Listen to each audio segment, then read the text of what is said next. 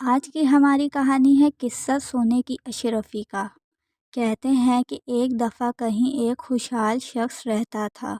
اس کا ایک اکلوتا بیٹا تھا۔ ماں کے بے جا لاڈ پیار میں بگڑا ہوا بیٹا آہستہ آہستہ بڑا ہونے لگا، یہاں تک کہ جوان ہو گیا، لیکن نہ کوئی ہنر اور نہ ہی کسی کام کا تجربہ۔ اسے ایک ہی کام آتا تھا اور وہ تھا باپ سے چھپا کر ماں کے دیے ہوئے پیسوں سے کھیل کود اور مستیاں کرنا اور سڑکوں چوراہوں پر وقت گزارنا۔ اور ایک دن صبح کے وقت باپ نے اسے آواز دے کر اپنے پاس بلایا اور کہا، بیٹا اب تم بڑے ہو گئے ہو اور خیر سے جوان بھی ہو۔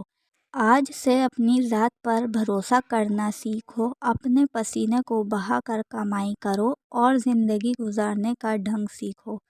بیٹے کو باپ کی یہ بات کچھ ناگوار سی گزری۔ تقریباً احتجاج بھرے انداز میں اس نے باپ سے کہا، مجھے تو کوئی کام کرنا نہیں آتا۔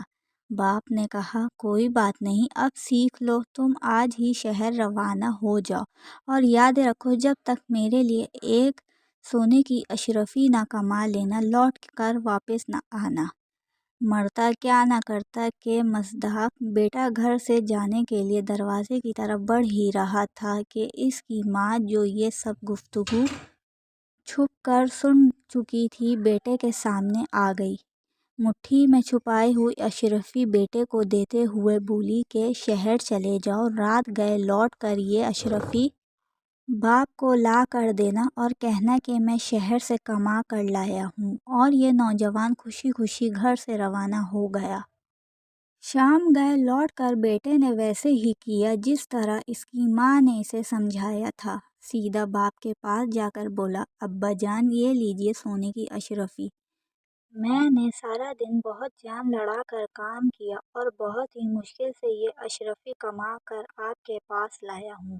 باپ نے اشرفی کو لے کر کافی غور سے دیکھا، پھر آتش دان میں جلتی آگ میں جھونکتے ہوئے بیٹے سے کہا، نہیں برخوردار، یہ اشرفی تمہاری محنت کی کمائی نہیں ہے۔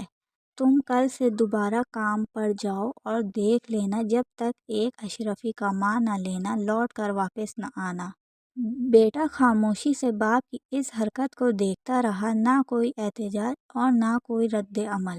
دوسرے دن شہر کو جانے کے لیے گھر سے باہر نکلتے ہوئے دروازے کی پورٹ میں ماں کو پھر منتظر پایا۔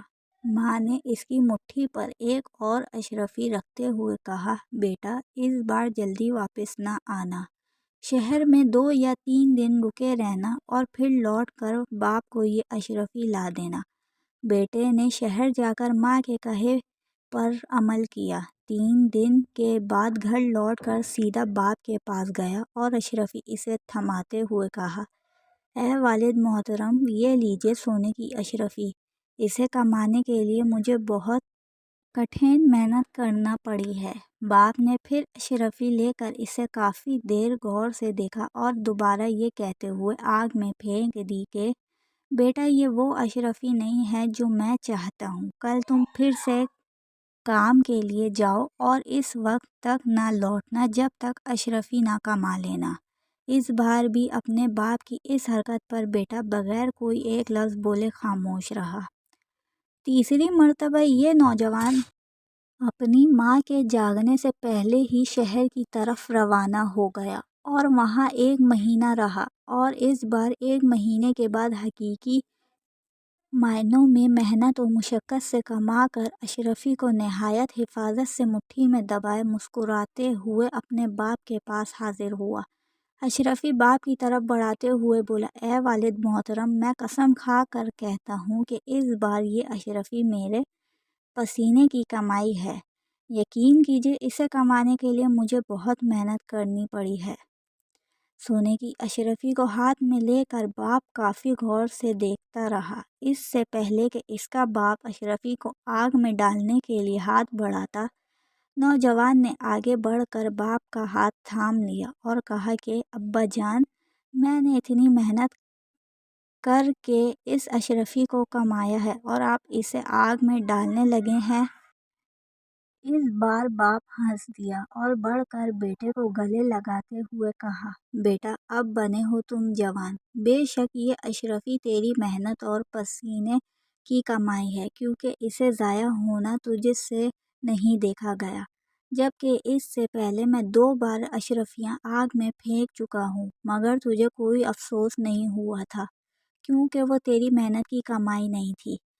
عزیز دوستو، بات بھی تو یہی سچ ہے کہ بغیر محنت اور مشقت سے چاہے آپ کو دولت کا پہاڑ ہی کیوں نہ مل جائے، نہ تو وہ زیادہ دیر ٹک کے رہتا ہے اور نہ ہی اس کے جانے کا آپ کو دکھ ہوتا ہے، لیکن اپنی محنت اور خون پسینے کی کمائی سے حاصل ہونے والی ایک ایک پائی بھی اپنی قیمت کا احساس دلاتی ہے۔